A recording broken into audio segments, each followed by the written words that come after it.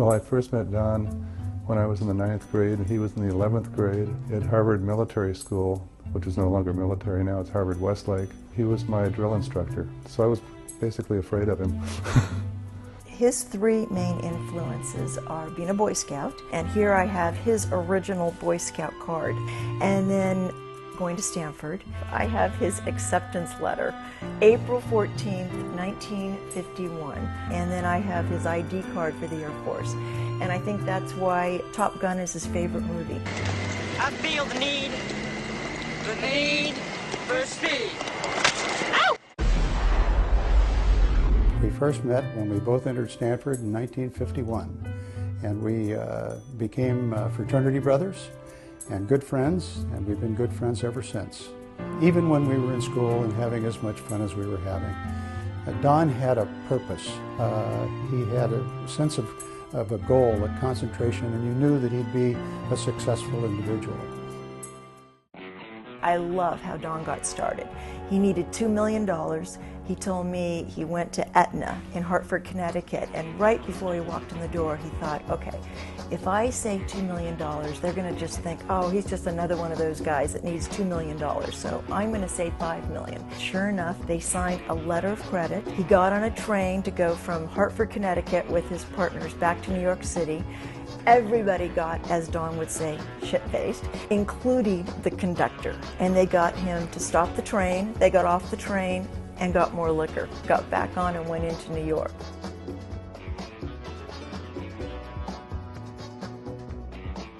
This is Koll Center, Irvine North. It was a property that Don purchased in the mid-'80s. This plaza area is very intimate, active with people. Don's vision was to really make this be a sanctuary for the office worker to leave his building, come out and enjoy lunch or just enjoy the sun in the afternoon. I think Don's other great accomplishment was his development activity in Cabo, in particular Cabo del Sol. So I recall when he first introduced us to the project, he drove us down a paved road, took a left on the dirt road, went about a half mile to the beach. We get out of the bus.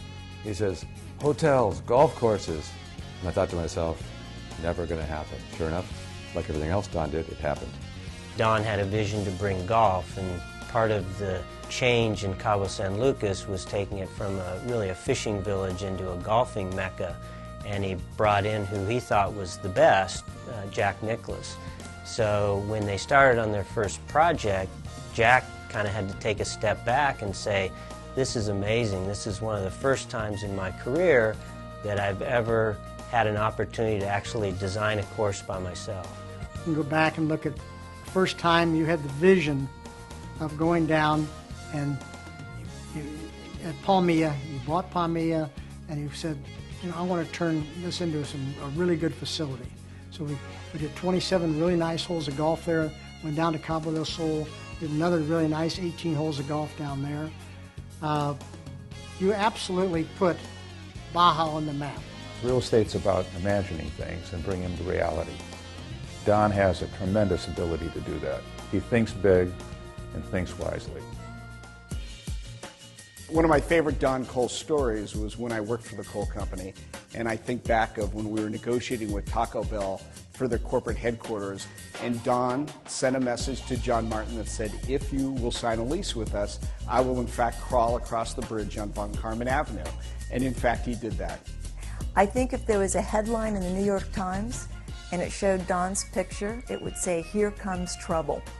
And everyone would know they're going to have a good time. The longtime business partner of Don's went on vacation, and it was an extended vacation, so Don was, wanted to get back at him a little bit. So while this partner was out of town, Don drywalled the door of his office, and when he returned from vacation, he had told everyone in the office to act like they didn't know who he was, and so he walked up to his office, and of course his door wasn't there. What really strikes me about Don is how modest he is about his success. He doesn't really like talking about himself. Most of what I know about Don's accomplishments come from either Kathy, his friends, or what I read in the paper. Don is known for his alumni.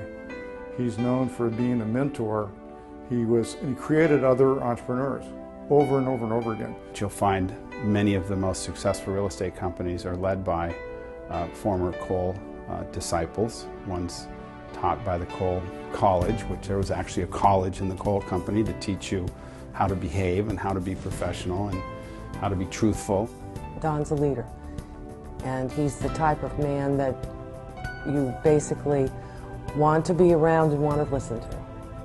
The Don Koll I know sees no boundaries in the world, personally, professionally, or otherwise. Don wanted to be the best. If you were a fireman, he'd be the fire chief. He was a Boy Scout, he was an Eagle Scout. He wanted to be the biggest developer in Orange County. He did it all. Don, knowing you has been one of the highlights of my life. I know how much you loved Stanford, and I know that you've, over the years, surrounded yourself with lots of other Stanford people. I couldn't be happier than to be a part of your induction into the Stanford Real Estate Hall of Fame.